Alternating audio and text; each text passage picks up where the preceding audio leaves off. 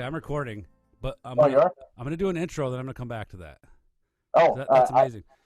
So this is Colin Murphy. This is Ripke Studio guest musician feature number 11, and we're gonna flip the script and shoot from the hip tonight. And Colin's gonna interview me. But before we were talking right before we hit record, and you said YouTube's down. yeah, I was just checking before this started, and the site's up, but you can't watch any videos on it right now. Wow, I haven't heard of that. So full anarchy is happening now. This is the first sign of the apocalypse, I think, when you can't watch YouTube videos anymore. People will go crazy. Right? Who knows what will happen? It'll be nuts. All right, so we won't be cutting to any YouTube live clips. No, apparently not. Apparently that's not in the cards today. All right, cool. I'll let you go. Fire away, Colin. You're the man. Guest musician Dan Ripke on Ripke Studio. Are you ready for this barrage of questions here? Yes, sir. All right, excellent, cool.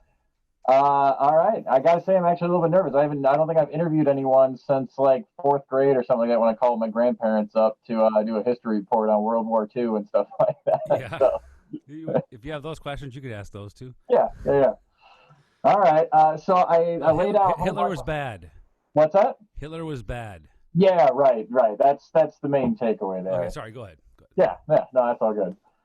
All right, so I got a couple of standard boilerplate questions, and I got this whole section called Musical Dan that I want to dig into, and then I got some other stuff after that. So anyway, I guess to kick it off, I guess I'll try to balance. I know you pretty well, but also want to make sure folks watching get a good picture of Dan and stuff like that. But I guess just take me back. I want to start at the beginning. I want to start way back when. How did Dan Ripke first start getting the bug? How did you get addicted? What got you into music? When did you really start to get hooked on it here? Well, check 1 2. I can cut this out. There we go. I had some weird volume thing happen. Okay, none of that will be heard. Well, when did it start? I know there's some pictures of me like at 4 and 5 years old with a little plastic red, white, and blue guitar. Probably 1978, 77. And I was strumming away at that, but I don't remember that. But it was always around. But really, it started because in the house I grew up in, my dad was always a big music lover, and we didn't have a lot of money. But the only thing he invested in, like splurged on, was stereo equipment. Yeah, he's always he would just sit stuff around, right? Yeah, he would just sit in the chair, and I just remember him just listening to music all the time. And he had these big, realistic gray headphones, 70s headphones. And then I could hear him like when I was sleeping, he'd be singing like along with Neil Young with the headphones on, so he was singing really loud. But there's always music around, like high quality audio, like it was amazing to listen to. But as far as guitar, I did a choir in middle school and stuff like that, but guitar, I can tell you the exact moment I got into. Okay. I wanted to play guitar. I was playing basketball in my friend's driveway, and we had just a little jam box sitting out, and you know what came on the radio? What? Black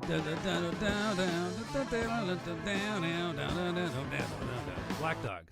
Yeah. And I said, "What the hell is that? I want to do that." And I remembered hearing it because my dad had the record, Led Zeppelin 4.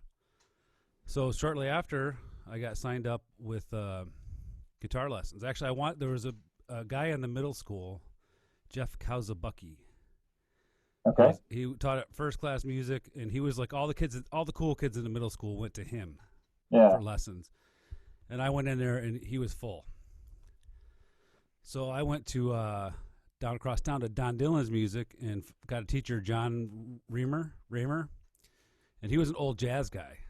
And he just taught me improvisation and scales and just creating music just, out of the elements.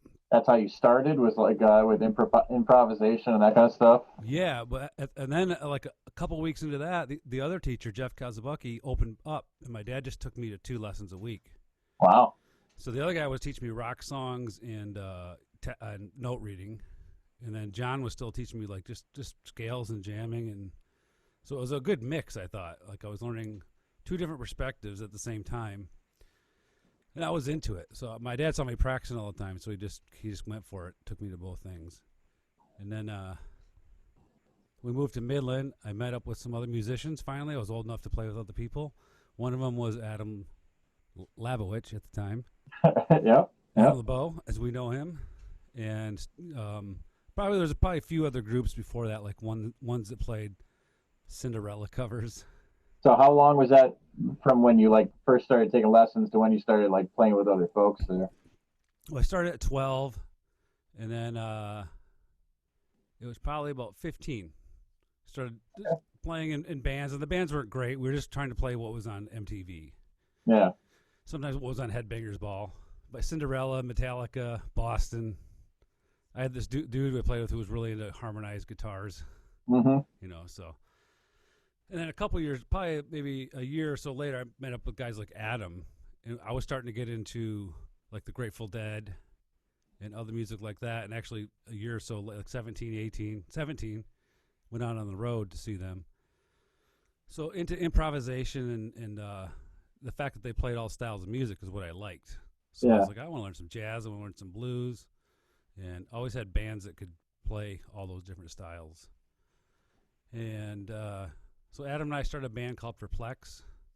And then from the first one you were ever in was Perplex? That was the first, first one was gigged and made money a little bit and actually had a CD. Yeah. Yeah, like the other ones played the community center. Yeah. A dance or something. We sucked. Yeah. And then, Adam and I actually moved out to San Francisco and tried playing some gigs out there. It's rough. It's tough. You know, lots of competition out there.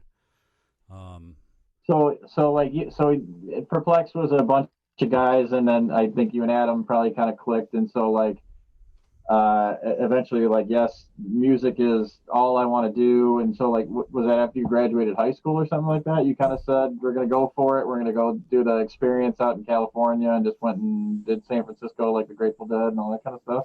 Yeah, that's a good question. Yeah. So like I was playing with Adam like in probably last year of high school, and started watching, getting to the Grateful Dead and stuff like that year. And then I continued to play with them and I decided I graduated. Here's what happened. Last day of high school. Don't tell the kids this. Kids don't do this. But I had skipped so many days just to hang out and play music, probably, that I had to go. I had to go to the last day to gym class. The gym teacher said, "Everyone show up except for Dan. If you don't show up, you don't graduate." So I showed up, and then the next day I went out on the road to see the Grateful Dead for like 2 weeks, and I made it back in time for commencement. And then I'm thinking, okay, what am I going to do now? Yeah. So I want to go to college, but what am I going to study? What am I going to do? I didn't know. I was kind of interested in filmmaking, but that seemed kind of like a stretch to make any money, because I didn't know how you'd make money doing that. I knew I could teach lessons, and I had been teaching like lessons as a kind of copying my teachers. But I decided to study music in school, so I went to signed up for music theory and composition at the local community college. Well, when did that happen in relation to like going to like ending high school and going to San Francisco and that? Yeah, so San Francisco was after I went to 2 years of Delta studying music, and then Central Michigan. So I was like 20. Oh, where's Delta? I didn't know about that. Delta's it's like in Bay City, Saginaw, Midland area. Yeah, so it was close to where I was at. Yeah. And then I did my last 2 years, got my bachelor's out at Central Michigan. So that I was like 24, 25 then. What? 18, whatever. Around that age. I had gotten the degree. And then it was that following like summer we went to California.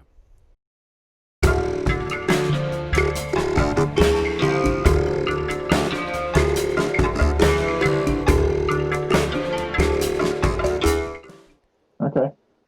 So what specifically is your degree in music education or performance or guitar or? Well, I bounced around a lot. So it's theory and composition. But I started the only thing I could think of, if you're going to make money, you got to teach. I could think so. The only thing I knew, the people I saw were teachers at the schools. Right. So I went into elementary music education. Mm-hmm. And then it kind of, like the content was kind of just boring to me. Yeah. Like I didn't think I would enjoy it. So I moved to secondary. then I did secondary, and I got to the point where you start visiting classes and doing that, and I'm like, I noticed I could feel the tension between the teachers and the other staff and the principal and the board and the parents, and that's a tough scenario to be in. Yeah. And it was mostly like politics, Yeah. that can happen in a big school district. There's always issues. I said I don't think I want to do that either. Yeah. So I just switched to theory and composition. A lot of the same credits applied anyway. Yeah. And I figured I'll just teach lessons. So Yeah. that's how I started my lesson business, was that. So kind of all along the way I was teaching lessons. Like I said, I just was kind of regurgitating what my teachers had said. Yeah. I hadn't found I had learned a lot in school, but I hadn't found all the little tricks I know now. Yeah. But I think we met, and I was probably, when did Back 40 start? Maybe 2005 or 6 or something like that. Okay, so I think. I was in San Francisco. We got back around 98. So there's 7 years there, right before we hooked up. Yeah. Musically. So in those 7 years, I bet you wonder what happened. I kind of, before you go there, Yeah. I do want to hear more about San Francisco, like, because that's kind of a cool thing that you just kind of blazed out and whatever. I'm just gonna go try it out. Like, how long were you there for? Like, what was that like? I was there probably 8 or 9 months. Okay. And I went out I had $800 cash. That's all I had. And it's kind of tricky because you get out there and you have to find a job and a place to live. Yeah. Did you have any plans, or you just got in the car and just went? Got in the car and went. Wow. Yeah, we actually drove in the van we drove in broke down in Oakland. Died totally. Okay. So we were close enough. We just just gotta put the stuff in a little. I don't know how we got all the stuff over, but probably took it on maybe a rental van or something. Huh. But moved over. We needed to find a place to live. Yeah. And you need to find a job. So it's hard to get a job without an address. Yeah. And it's hard to find a place to live without a job. So Adam and I, we found this lady. She was like an older, maybe Korean lady. And for some reason, she goes, "You guys remind me of my son." And she liked us. She goes, "I'm going to give you a chance. Just find work quick." So I'm like, okay, we got the address. And I got a job at janitor work at a art gallery. Okay. And then shortly after, I applied at the San Francisco Symphony, and they hired me. And really? I'm like, I'm working at the San Francisco Symphony. This is awesome. So What'd you do for them? Ticket services. So I was like, if you call to buy tickets. Yeah. Yep. And that was like, it was more like they told me the wage. I'm like, holy cow. It's like 3 times as much as I made anywhere else. Huh. But it was San Francisco, so yeah. It's expensive. Yeah, so I got to work there for a while and got to, always be in the symphony hall and hear the rehearsals and go to performances. Wow, that's cool. Yep. What made you come back? My plan when I had my son Dorian, Dorian. Yeah. Was back. I don't know. He was very young then, and I was like, well, I'll be able to afford to fly out like every month or a couple months, and this was hard to do that. Yeah. Just to find the time to do it and fly back. So I wasn't able to come back enough, and I missed him. So I just said, I'm told the symphony I'm quitting. I'm going to go back, and I went back and started looking for jobs back in. Well, I moved back to Midland. Mm-hmm. But I was looking for jobs like down by Ann Arbor. Yeah. And I got hired at the Ann Arbor School for the Performing Arts. As a teacher and as a business manager. So that was perfect because I wanted to run a lesson business and a music school. So I got to learn a lot of tricks business wise. And I had 70 students a week there. You had 70 students a week? When it got to the peak. So because I was the only guitar teacher. So anybody in Ann Arbor who called that school, I was the guy. Huh. Cool. So it kept me pretty busy, and also being the business manager. Out of curiosity, through the entirety of your career, how many different students do you think you've had private lessons with? Well, it'd be quite a lot. I mean, it's got to be definitely maybe over 300. Yeah. Could be way more. That could be like 500 or 600. I'd have to go through and I probably forgot so many. At any given time, I mean, you have like maybe 50 concurrent students or something like that, right? Well, I used to, yeah, and I kind of changed them out because if you do that, I did that like that 70 students a week for a long time. yeah, and you just get burnt out. yeah, It's just too much, and you're not. If you're burnt out, you're not giving that passion to the student. So I changed it so I teach less students, and I do more other things. Like I'll go visit schools. yeah. Any other projects like grant work with music or more performance or now video content creation and stuff like that. Yeah. So I try to shake it up. Like last week I did, two schools. Just went in and we sat out. I was outside because it was nice out, and just did a music class outside. Yeah. Yep. Well, I know. I was going to say that for later, but I'll do it now. But I guess on the education front. So I know recently you've been like digging way more into like small kids programs, particularly in like group settings, and you've been doing all sorts of cool stuff like all these technology interactive sort of things and all that kind of stuff. Tell me about some of that. Like, what have you been finding? What's been lighting you up about doing the small kids programs and all that kind of stuff these days? Yeah, well, that started like when my son Coda, way after Dorian, yeah, like 18 years apart. Yeah. He started getting to like 2 or 3, and I took him to this kids music class in Brighton, and I won't say what the name of the program was, but it was like a standard license program. Yeah. And there was like the lady was listening to all these old cassette tapes that she'd been using for 20 years, probably the same cassette tapes. And the songs were like, like the parents could not enjoy them at all. And then there was like puppets. Yeah. And it probably was great at its time, but it's like I'm like, I could be doing so many other cool things with a music class that I'm like, I want to. And Coda was getting into showing him music. So that was a cool challenge to see how creative I could be. So what I like about that is I get to do like really impress upon that age group how cool music can be by doing all these different things.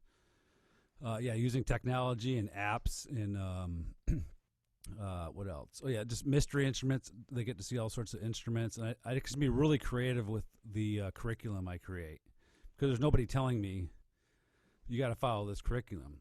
The schools have at this point said just do what you're doing.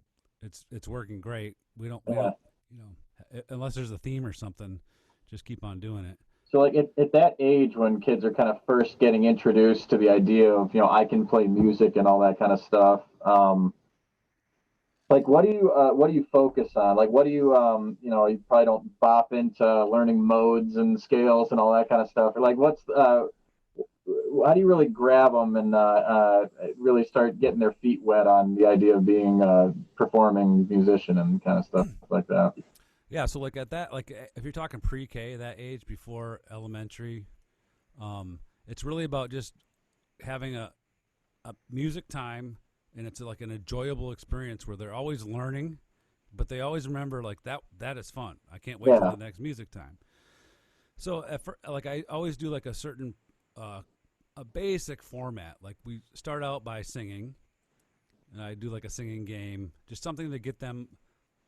If they start singing and they're standing up and their mind starts getting engaged, like if they start, some of them are shy at first. Like if I haven't been to that class before, it's a new group of kids. So I have them sing the song in a whisper. Then I ask if they can sing it loud, and then all of a sudden they're not shy anymore. Now it's a game. Yeah. So they sing it quiet. Like okay, it's okay. Nothing happened to me. I was singing, and they sing it loud. And then I start by singing. It gets the oxygen flowing and stuff, And then like movement, so some kind of movement song. So they're actually getting rhythm, really built into their body by doing these songs. And then I kind of move into that's like the really creative area. Like that first two is kind of traditional, pre-K music education. But the next part I might have a video screen set up, a huge video screen, and we get in a rocket ship and we fly up and we watch the video and we see musicians from India or Africa. But they get to see like musicians play, and then I'm always playing for them too, so they get to see me playing different songs each time. And then also I kind of get to mix in the cool challenges. There's different cognitive things that they need to learn during that time, like their numbers, their letters, colors. And what a better way to learn it than with music, because it sticks in your head. You remember, if somebody told you a sentence, you can remember it, but if a song, you can remember how it goes.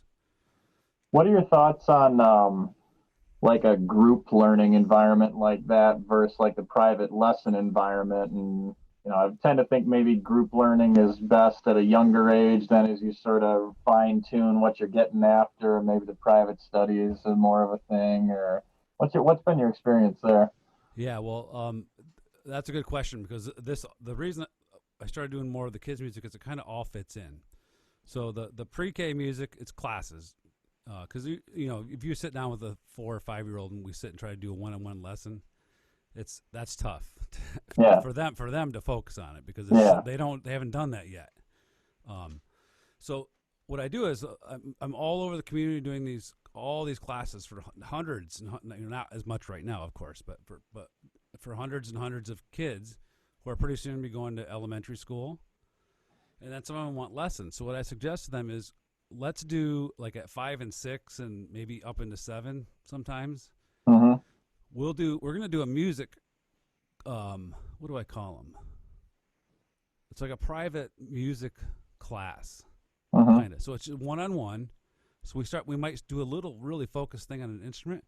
We also do a lot of the same things I do in the class with the kids. We might do some of the apps. So it's always, we're moving around, we're doing lots of things, but they're learning every time. And then they get to be 7, and all of a sudden they can some kids, some not, but they have some level where they get to it, but eventually I'll get there. So some I might wait a little later. Then I'll go, okay, and also when I'm doing those private music classes, we're trying all the instruments in the studio. And I'm kind of seeing, okay, what is this kid likes the guitar, or this kid likes the drums. So I can use that as that first private lesson. I think we can venture into that, and then start doing it that way. All right, right on. Yeah. Plus, I'm always, prospective new students, private students later on are the 3 and 4-year-olds now. Yeah. Yep. Keep the farm system going there. All right. Well, I'll do one more question for you here, and then maybe we'll take our very extended break here, I think, probably. So I guess one musician with one musician dad to another with kids you're trying to teach stuff to and bring up and stuff like that. I feel like what I've noticed with my kids and trying to bring music to my kids, they love performing in front of people. They love the idea of being in a band and being a performer, but like, man, it's like pulling teeth getting them to practice and actually do like the work part of it and stuff that. I've hired you to do lessons for my kids, and I think separating from dad to music lesson and stuff like that. But I don't know. What are your thoughts and advice to parents out there, and particularly musician parents out there, and how do you engage your kids in a way that they're going to love, and they're it's not going to be like more homework and all that kind of thing, like what's your, because your son's learning guitar too, and he's doing awesome with that and all that kind of stuff. So what are your thoughts on training your young and whatnot? Yeah, I think that I do the same thing with Coda. Like he did piano lessons. I took him to the music store, Music Man. We did piano lessons there. And then same thing with guitar lessons. I found another teacher. I sat in that store for years. I would listen to the teachers, like, which one am I going to pick for Coda? Yeah. When I pick somebody who's going to be like, who's going to be fun, right? Yeah. Like I would, like, Pete Stoops was the guy who teaches there. I'm like, I liked. Plus, I could hear what he was doing in the lessons. I'm like, yeah, this would be good. So I signed him up, and now he's actually doing 2 a week with him. Cool. What's cool about that is then you don't have to be the taskmaster. They're doing that, and they have to be serious because they have to sit in that lesson each week. But you can be hey, what'd you do this week? And like he started. What's one of the tunes he's learning? Back in Black, or did some cool ones, Smoke on the Water. Cool. And, then like, let's just jam on that for a while. We'll play it and we'll just do it. And sometimes we'll put drums on. So yeah, it feels like a performance, but it's not like we're just jamming. But I kind of get cover all the bases of what he's working on in his lesson. Yeah. In the aspect of like we're just goofing around. Does he also like when he comes home from lessons, like this is what I need to work on every day this week, and I'm going to do it on my own, or does he kind of go to lessons and then you kind of jam with him on the side to sort of help support that, or how does that work out there? At first, I had to really every time I had to it was me saying, "Come on, let's go. We haven't jammed in a while, man." And also like if we're in the car on the way to school, I'm like, I'm going to play. What did I play the other day? Iron Man, I think. Yeah, so I'd like to play some AC/DC or Black Sabbath or something. And he came home. He's like, I want to learn Iron Man. I just thought it was cool to hear. I'm like, okay, let's do it. So we learned it. So I can add different things to the lessons. But yeah, as we went going, I didn't have to ask him as much. He's starting to sound good. So it's like, I want to go jam on that tune. So he'll sit, once he gets going, he'll sit and play an hour and a half or something. Really? But he's sitting there just playing AC/DC or, but it's his fingers on the frets. Yeah. And what's helped is the performance, getting the kids to perform. Performing is the fun part, but getting them to practice till they're good enough is tough. Yeah. So like I've been using video. Like if my son starts getting a riff that sounds really cool, and I can tell he knows it. Yeah. I can see his face when he's playing it. He's like got the rock and roll face. Yeah. I'm like, get it a little better, and let's make a video and we can post it. And yeah. Like, okay. Then he'll sit and like, I'm like, are you ready yet? He goes, then I want to do it some more, and he'll keep going for a half hour on that same riff and stuff. All kids want to be YouTubers these days, right? Yeah, That's how to be a movie even star. If he just shows it to his brother or something, he thinks it's cool. Yeah. Right? So that's helped because it's like a little mini performance. Yeah. You have to, cool. He wants to get it good. Yep. All right. So we're gonna take a break, right?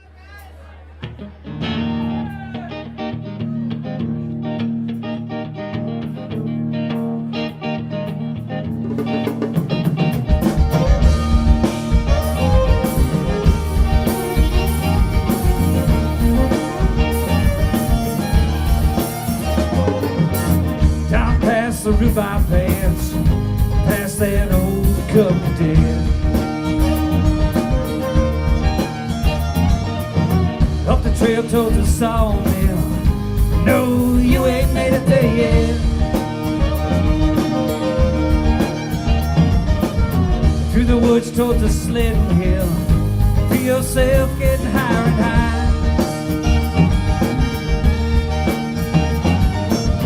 Out here on the back road is poplar crackling in the back.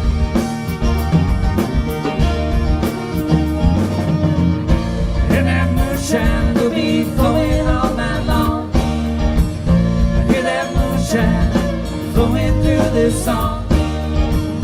We just having fun, I don't care if we get it right. Just a party on the back 40 tonight. Back 40 tonight. Back 40 tonight. Back 40. Back 40 tonight.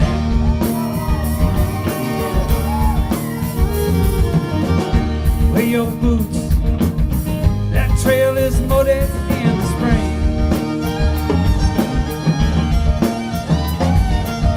Better bring your voice. That old time music gonna make you wanna sing.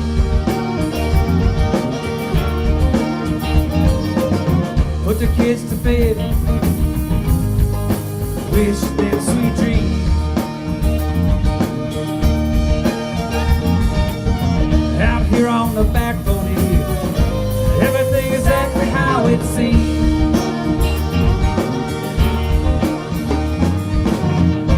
And that moonshine will be flowing all night long. Hear that moonshine flowing through this song. We just having fun, I don't care if we get it right. Just a party on the back 40 tonight. Back 40 tonight. Back 40 tonight. Back 40 tonight.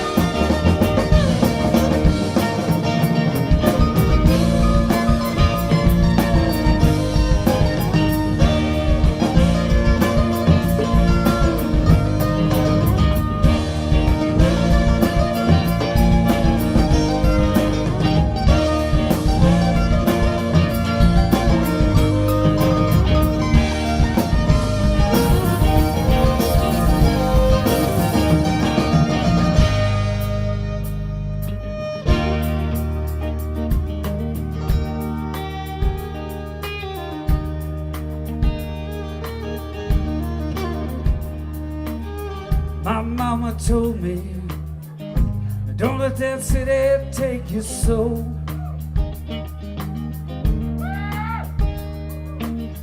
Don't you forget those days catching turtles on the shore.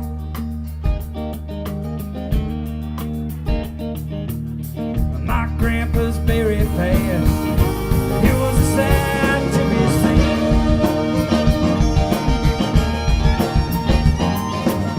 Out here on the back 40, I'm just living the dream.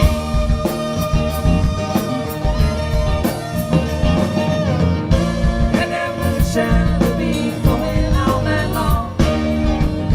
Hear that moonshine flowing through this song. We just having fun, don't care if we get it right. Just a party on the back 40 tonight. Back 40 tonight. Back 40 tonight. Back 40. Back 40 tonight.